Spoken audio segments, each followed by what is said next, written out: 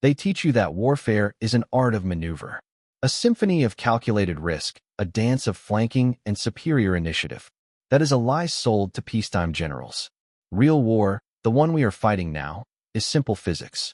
It is the calculation of mass. The mass of steel you can throw versus the mass of steel your enemy can absorb, produce, and then throw back at you. We were told this offensive was about will, the unyielding will of the German soldier. I knew it was about oil. And the tanks, lined up in the oppressive cold of the Eiffel Forest, were already thirsty. I pressed my fingertips against the map table, tracing the thin blue lines of the rivers that snaked through the Belgian Ardennes.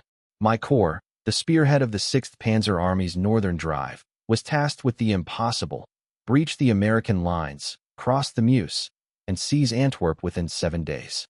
7 days. The distance alone was 150 kilometers of difficult terrain. The air in the subterranean command post was thick and stagnant, a cocktail of damp earth, burning low-grade coal, cheap tobacco, and the metallic tang of unwashed fear. It was precisely 3 o'clock hours. The attack was scheduled for 5:30. I looked at Major Heydrich, my chief of staff, whose face, usually smooth and impassive, was etched with fatigue under the sputtering electric lantern. He was chewing his lip, a gesture I hadn't seen since the failed attempt to relieve Stalingrad. "Heydrich," I said, my voice low and flat, keeping the tremor out of my throat. "The latest consumption estimates. Be brutally honest." He opened a worn ledger, the paper slick with moisture. "General, the preliminary movements have already cost us 10% more than projected. The roads are turning to sludge beneath the tracked vehicles. The cold is robbing the engines of efficiency. If we adhere to the planned rate of advance, 60 kilometers on the first day, we will be operating on reserves by the evening of the 18th, well short of the Meuse." I nodded slowly, the confirmation of the catastrophe I already calculated. We were launching a strategic gamble where the core variable, fuel, was assumed, not secured. We were dependent on capturing American gasoline depots, literally running on the enemy's logistics. This wasn't blitzkrieg. It was professional suicide dressed up as a miracle cure. "And the weather?" I asked, looking up at the heavy timber ceiling, beneath which sat 5 meters of frozen mud and rock. "Holding, General. The fog is absolute. A gray, dense shroud that smells of moss and decay. Visibility is less than 50 meters on the high ground. The Tommy and the Amos won't see us coming. The Luftwaffe won't see us at all, but then again, that's a minor consolation." I allowed myself a grim, humorless smile. The fog was our only friend. Without it, the vast American and British air fleets would turn our proud panzers into burning wrecks within hours of the breakthrough. The sky, once ours, was now the enemy's silent, invisible weapon. I walked over to the large-scale terrain model of the St. Vith sector. The American defenses here were thin, held by a mix of green, replacement divisions, and exhausted veterans. It was the weakness in their center that Hitler had spotted, the soft underbelly we were meant to stab. "They are too complacent," I murmured, running a finger over a miniature hillock. "They believe the Ardennes is too rugged for a major operation in December. That arrogance is our only tactical advantage." Heydrich cleared his throat. "General, the men. They are young. Too many Volksgrenadiers. They lack the spirit of 40. I turned, my eyes meeting his. "Then we must replace spirit with precision, Major. We lead them forward. We do not stop. We cannot afford to fight prolonged battles over unimportant towns. The goal is Antwerp. Everything else is distraction." But even as I spoke the words, they tasted like ash. Every professional fiber in my body screamed that this was an operation based on delusion. The speed required was unsustainable. The terrain was treacherous. And the enemy, though surprised, possessed an industrial capacity that made every tank we lost irreplaceable, while theirs merely signaled a minor delay in transit from the ports. A sharp rap on the steel door. It was Lieutenant Kessler, the signals officer, his face pale beneath his steel helmet. "General, the final code word has been received from Führer Hauptquartier. Wacht am Rhein is green. 5:30 hours." The moment had arrived. The clock on the wall ticked loudly, a tiny, frantic sound in the heavy silence. I picked up my field cap and pulled on my thick, black leather coat, the weight of the sheepskin lining suddenly feeling insignificant compared to the weight of the coming failure.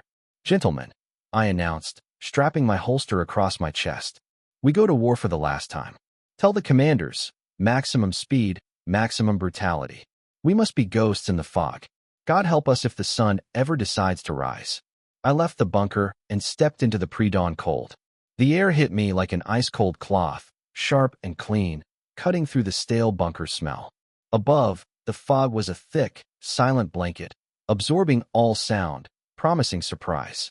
Below, I heard the throaty rumble of hundreds of idling engines. Panthers, tigers, self-propelled guns, all waiting for the precise second to surge forward.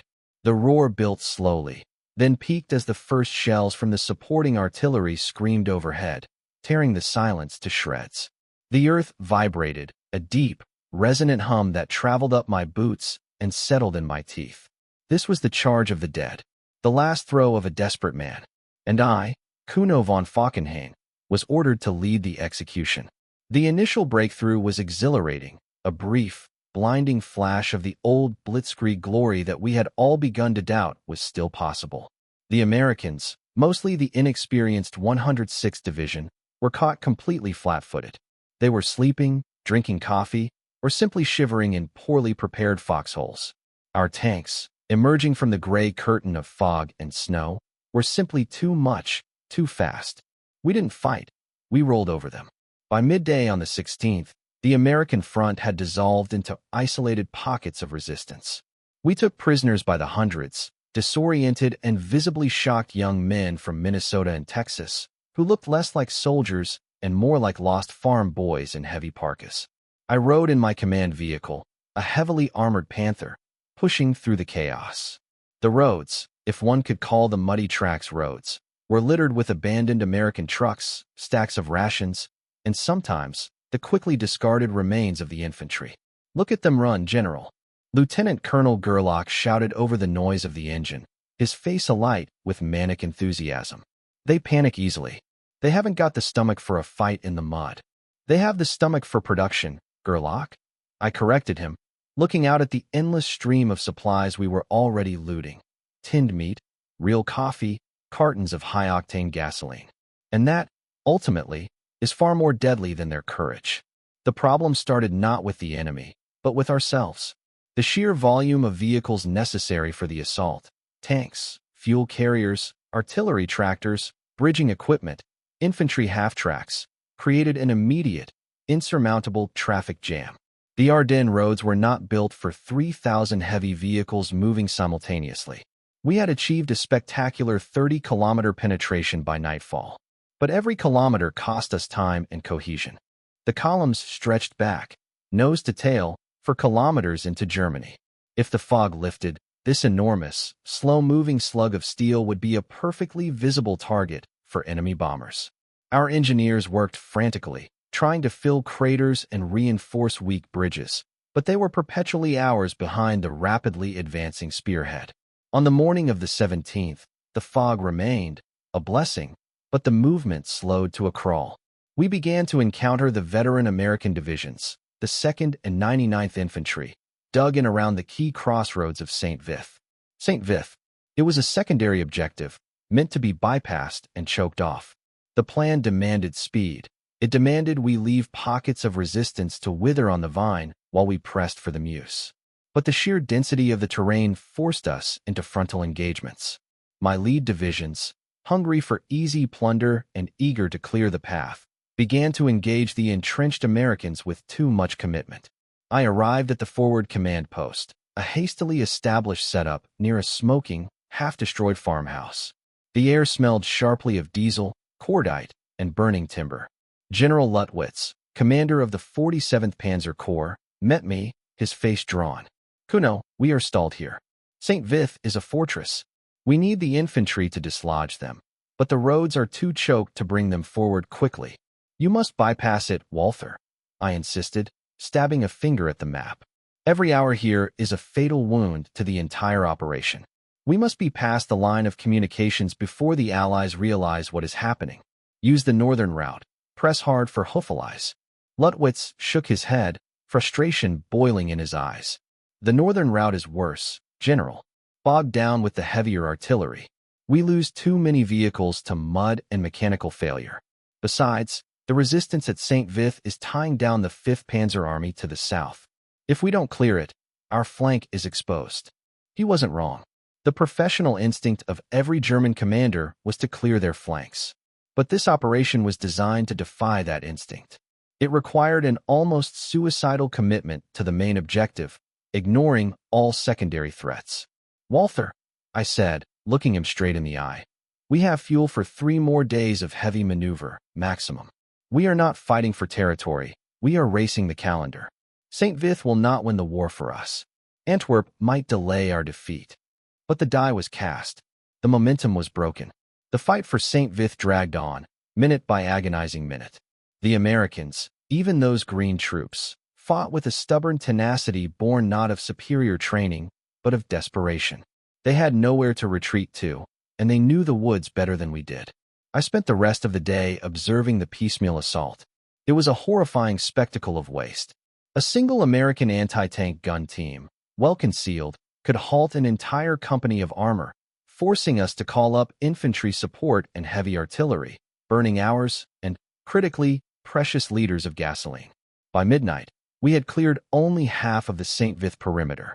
We had lost several crucial King Tiger tanks, not to enemy action, but simply to running out of fuel while maneuvering or getting irretrievably stuck in the frozen mud.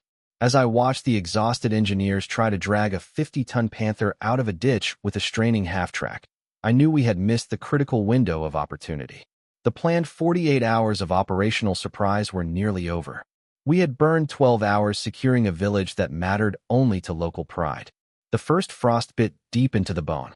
The sound of distant artillery, American batteries finally finding their range, sounded like the slow, deliberate tolling of a great bell, announcing the arrival of the inevitable reaction.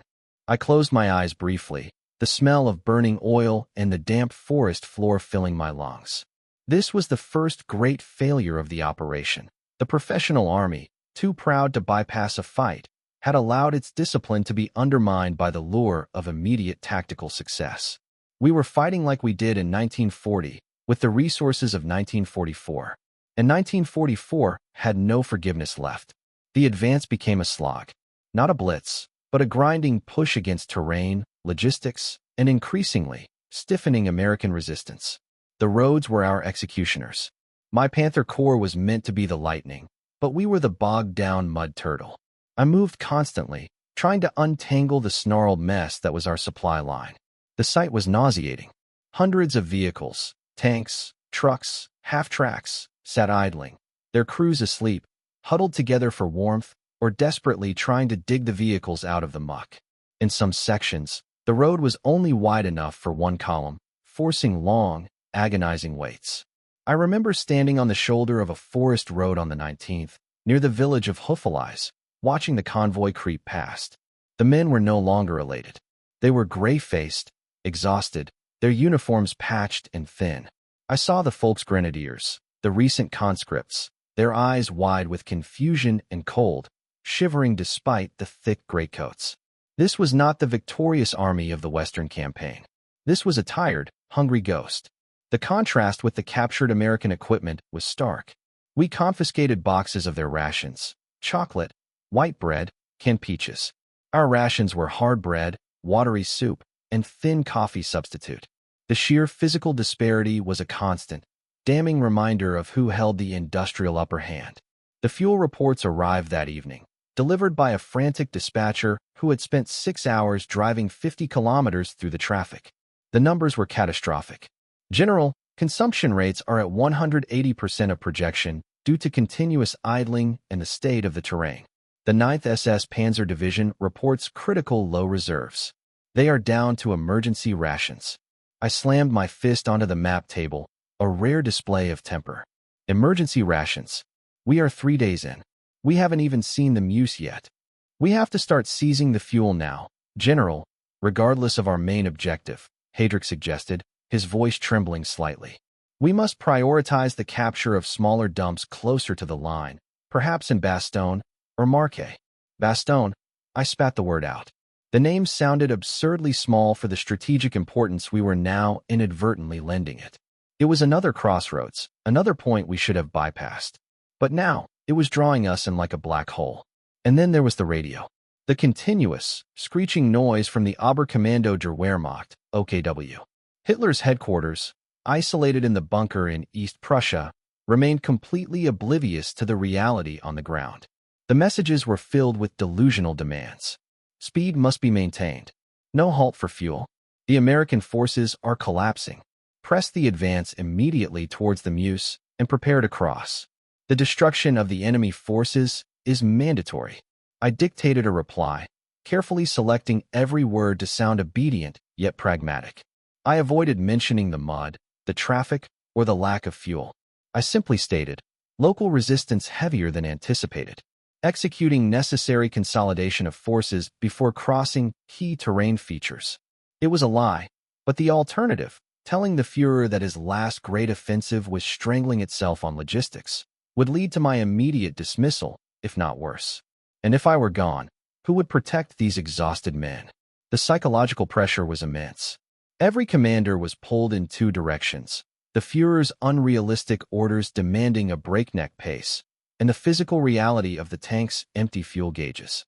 We burned fuel simply to keep the crews from freezing to death.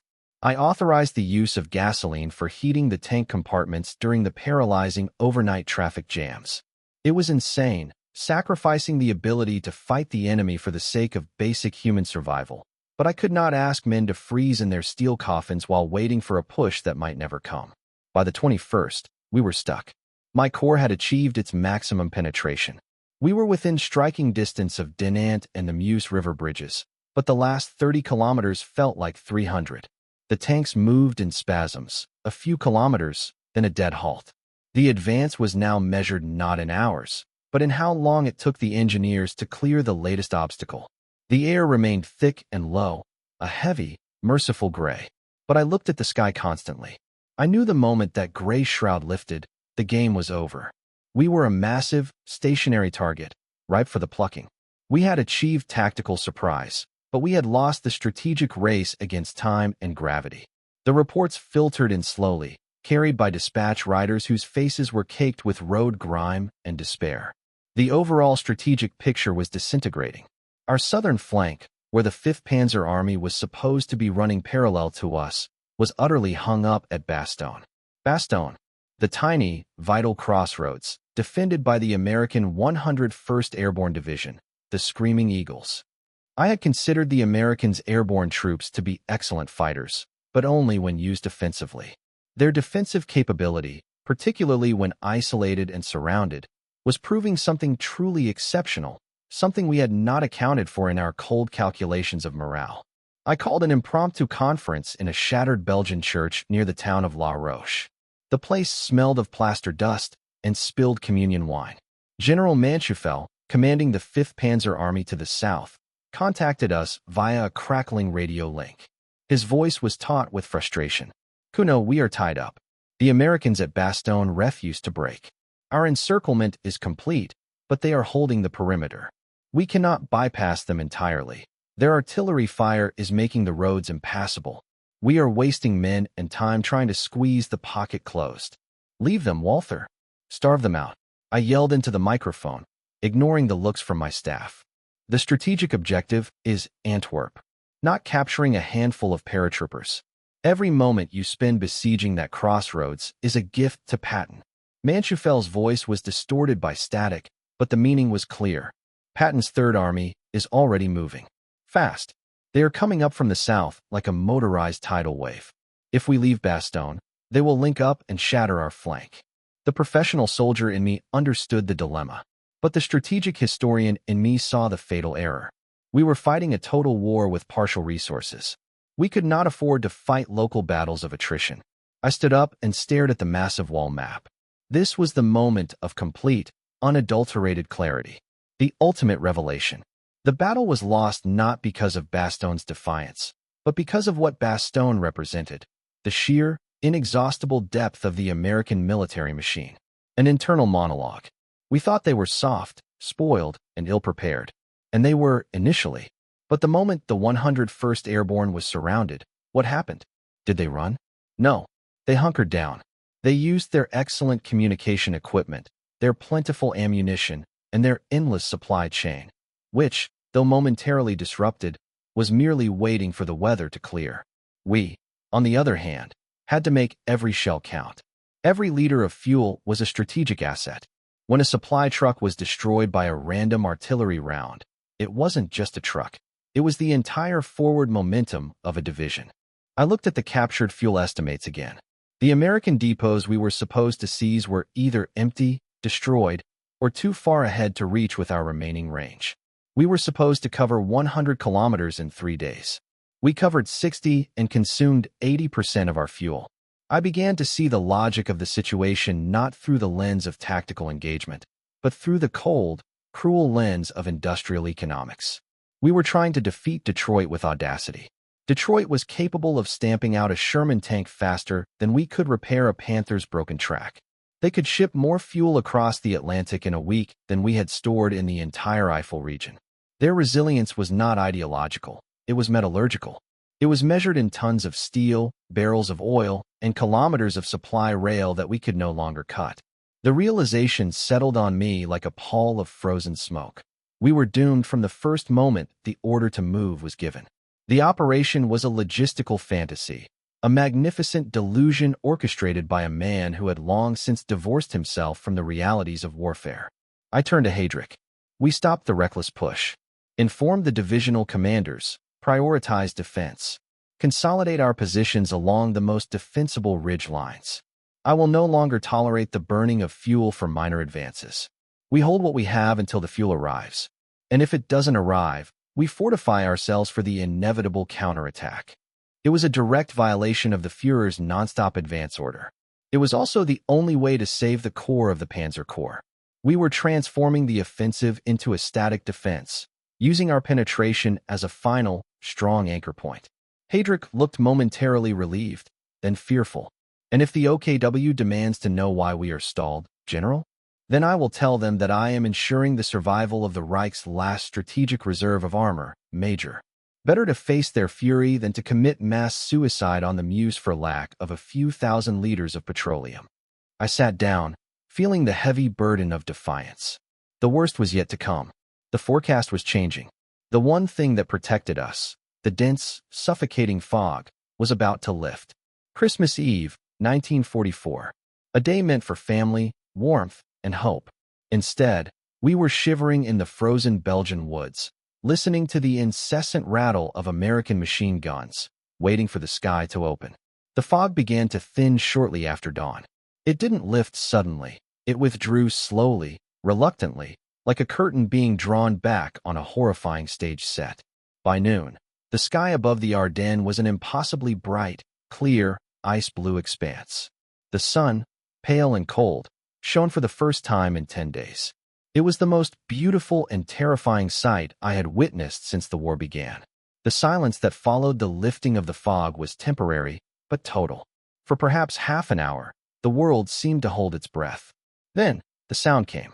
Not the distant rumble of artillery, but a high-pitched, insistent whine, growing rapidly into a deafening roar. P-47 Thunderbolt. The Allied Air Force had been unleashed. The destruction was immediate and total.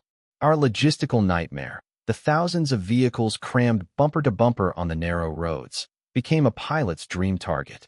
I was standing near a communications truck when the first wave hit. They came in low, impossibly fast, their wings spitting fire. The sound of their .50 caliber machine guns was a terrifying ripping sound, tearing through metal and flesh. The priority targets were obvious: fuel trucks. I watched a column of 4 fuel tankers, which represented the last hope of pushing my forward elements further, erupt in massive orange-red blossoms. The black, oily smoke billowed upwards, quickly dissipating in the bright air, only to be replaced by the smoke of a dozen other fires. The American pilots were mercilessly efficient. They weren't fighting for territory, they were hunting machinery. They flew circuits, hitting the stationary, paralyzed convoys again and again. Our meager flak defenses were overwhelmed.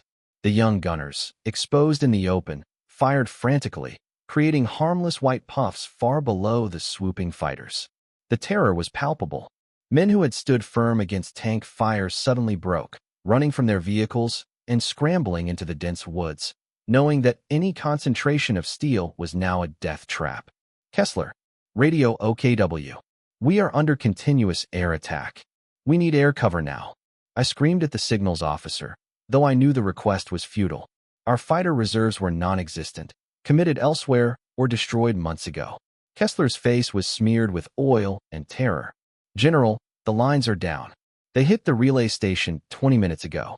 We are cut off. The isolation was complete.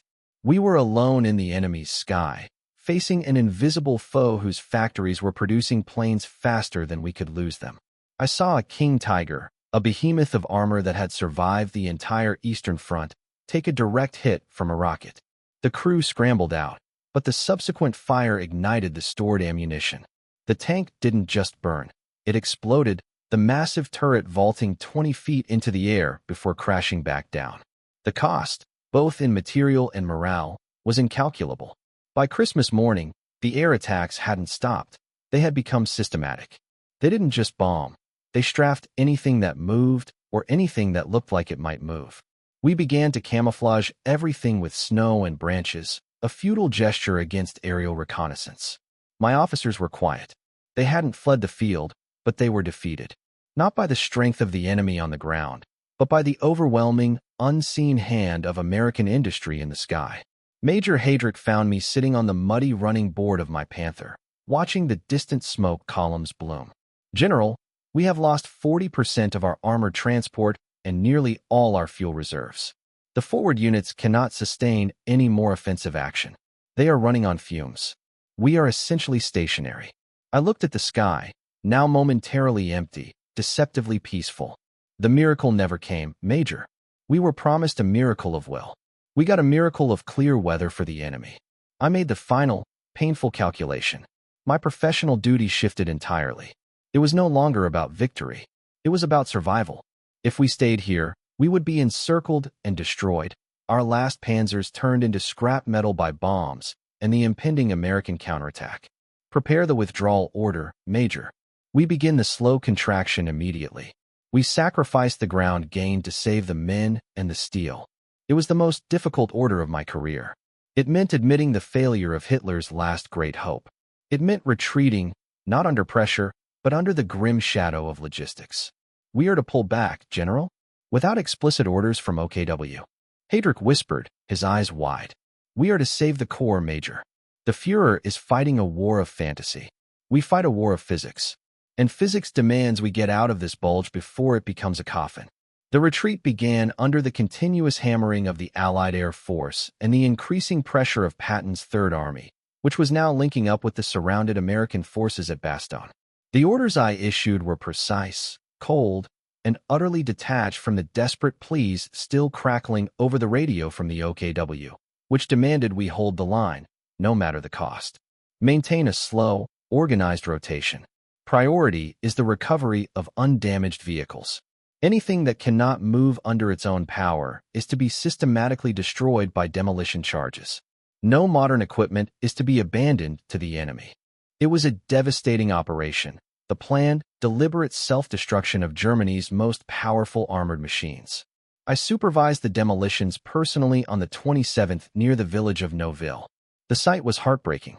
Young technicians, tears freezing on their cheeks, placing satchels of explosives inside the engine compartment of a magnificent Panther, a machine they had fought and lived in for months. The explosions were dull, sickening thuds, muffled by the snow and the forest. They weren't the clean, sharp explosions of battle. They were the sounds of defeat.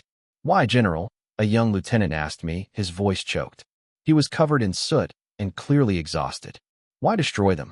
We can defend here. I stopped, looking at his idealistic, weary face.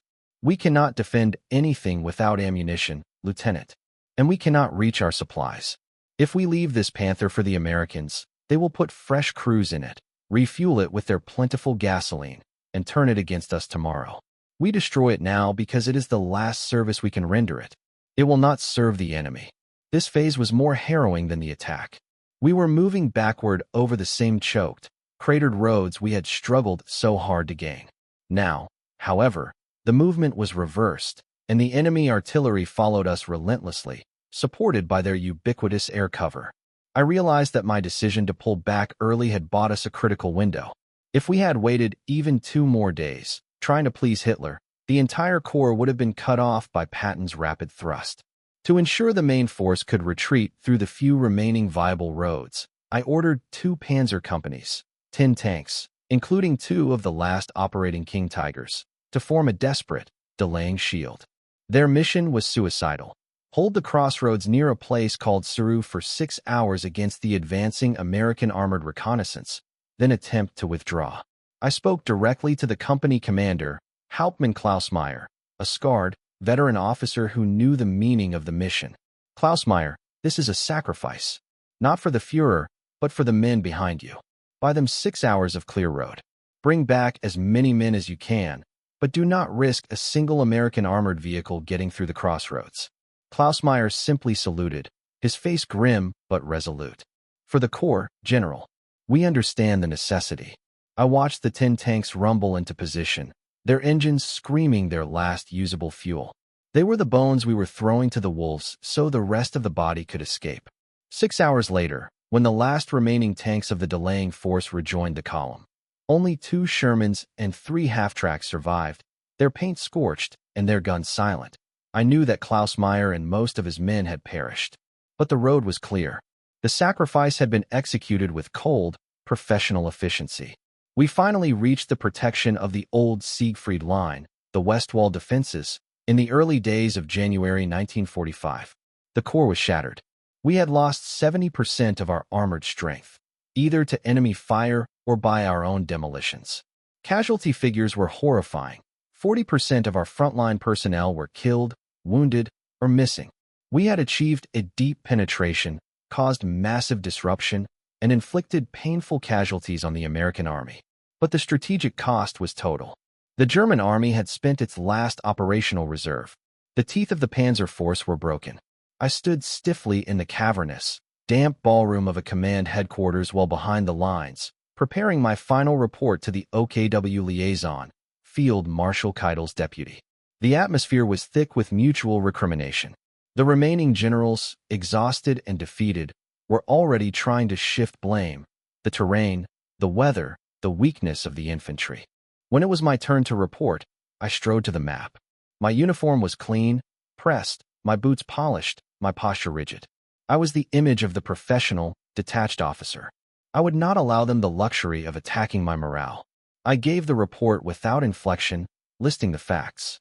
The objectives were not met. We did not cross the Meuse.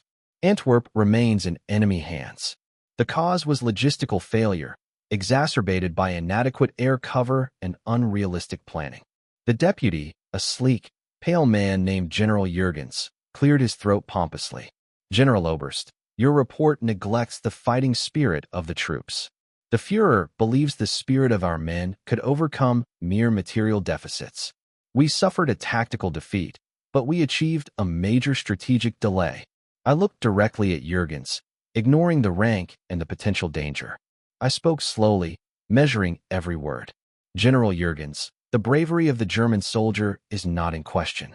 They fought with tenacity and courage. But bravery does not run the engine of a Panther tank. Fuel does. We were defeated not by American courage, which was certainly present, but by American industry. We were running on fumes from the start. I gestured to the map, tracing the lines of the supply routes. We asked our tanks to move 150 kilometers. We had fuel for 80, based on an optimistic consumption rate. We were forced to rely on captured supplies, a strategic weakness that cannot be overcome by will alone. Furthermore, the moment the sky cleared on the 24th of December, our entire supply chain was annihilated. The enemy air power, supplied endlessly by factories across the sea, removed our ability to maneuver, which is the sole purpose of a panzer division. I stepped back from the map, allowing my gaze to sweep across the room. The Ardennes operation was a logistical impossibility masquerading as a tactical opportunity.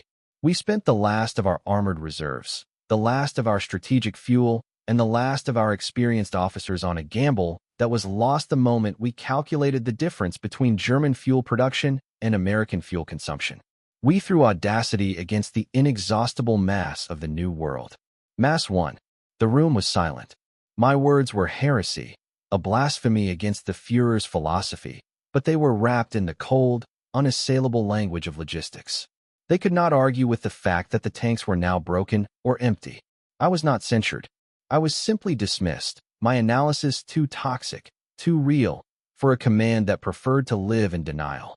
I left the headquarters and stepped out into the biting January wind. The war was no longer fought on the field.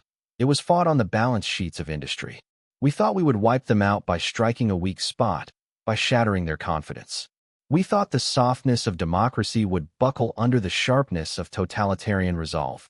But the Americans didn't need to be sharp. They just needed to be large. I remembered the young American prisoners, the farm boys in their new coats, scared but well-fed. They were just one small piece of a colossal machine that spanned a continent. Their army, even when surrounded and surprised, had the deep confidence that more ammunition, more fuel, and more men were coming. Not maybe, but certainly. We fought for a glorious, impossible victory. They simply fought to survive long enough for their nation's overwhelming physical capacity to arrive and bury us. The Ardennes was not a battle for a protrusion of territory. It was the moment Germany committed its last great sin, trying to defeat physics with ideology. We didn't lose because we lacked courage. We lost because we ran out of oil, and the sun rose over an enemy who had so much oil they could afford to burn it just to keep their soldiers warm. They were professional, methodical, and relentless. And they had 10 times the weight of steel we did. We thought we would crush them. Instead, they just waited for the clouds to clear, and then they slowly, methodically, ground us into the frozen earth.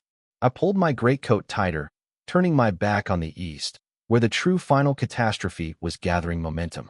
I had survived the last miracle that wasn't. Now, there was nothing left but the bitter, cold calculation of the inevitable end.